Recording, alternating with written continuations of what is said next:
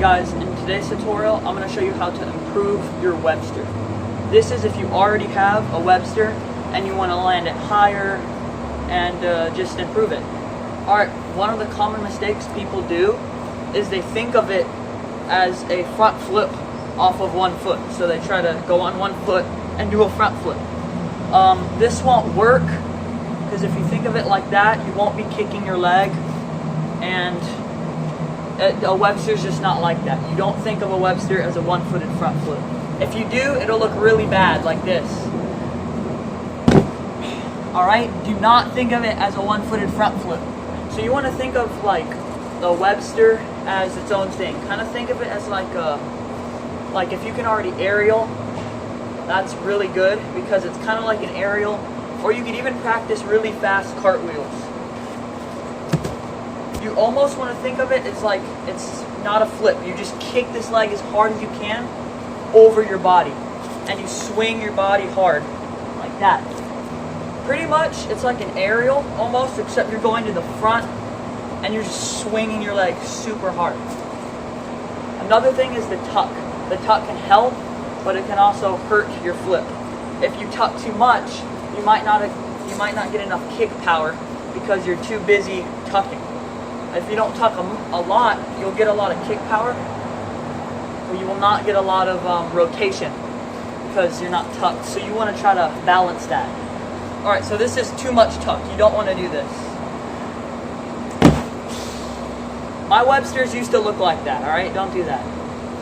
The second mistake is not enough tuck. It would give you a really hard kick, but you won't get around fully. So you want to try to balance it where you have a hard kick, but after you kick, then you tuck. Alright, so you want to try to balance those two.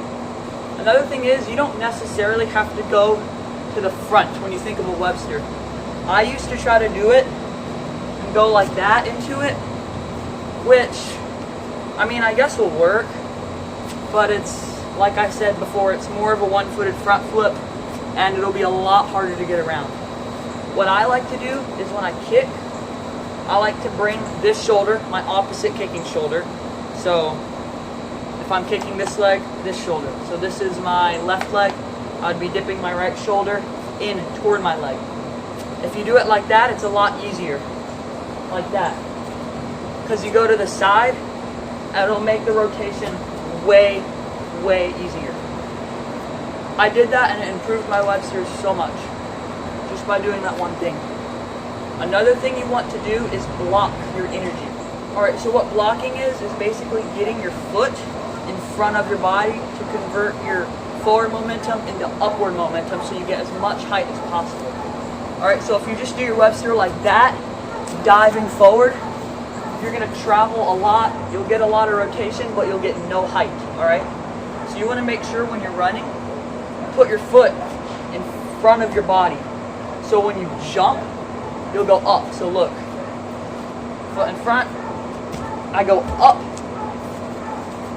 I don't have my foot in front, I go forward, right? So make sure your foot is in front of your body. Alright, another thing is the arms. I like to throw my arms back as hard as I can and then tuck under like this. Arms and then under. Some people like to line them up. I used to do my Websters like that, but to me it's easier and it's more simple if you just throw both of them back at the same time. Some people like to go up to down. I feel like that'll give you a lot of rotation, but it won't give you very much height because you're just throwing your arms straight down. I like to bring my arms up, so I kind of go up. Alright, another thing is how your body is when you take off. This is definitely arguable. Some people do their Websters like this, where their body and chest up is high to get a lot of height, like that. But if you do it like this, you will get a lot of height, but you will not get very much rotation. But yeah. But at the same time, if you go really low like this, you'll get a lot of rotation, but probably not as much height. So you want to balance those two. I like to dip my body down more because I feel like it gives me a stronger kick, and I can swing, and I kind of make up for the height with my kicking leg. So I like dip really low and let my leg take you over. One more thing I want to mention is how you land. So some people land 1 foot and then 2 foot. Some people land both feet at the same time, right? That doesn't really matter. I mean, you'll probably land higher if you land 1, 2, because you can land this foot and still be in your rotation and then pull it back down. But that's not really a big deal. I guess it looks a little cooler if you can land 1, 2, but there's a lot of different styles, so that's just optional. Alright guys, that's pretty much it. I just want to say one more time that when you do your Websters, I would say the main thing to make your Websters way higher when you land and just better and cleaner is when you take off to kind of throw your body this way to the side. It might be kind of wrong, but I like to do it like that. It gives me more height and I can kick my leg back stronger. Because if I kick my leg back like this, I can't get my leg very far, but if I'm like this, slightly to the side, I could get my leg a lot higher. Because, well, I don't know why. Your body just works like that. You get more kick if you're to the side.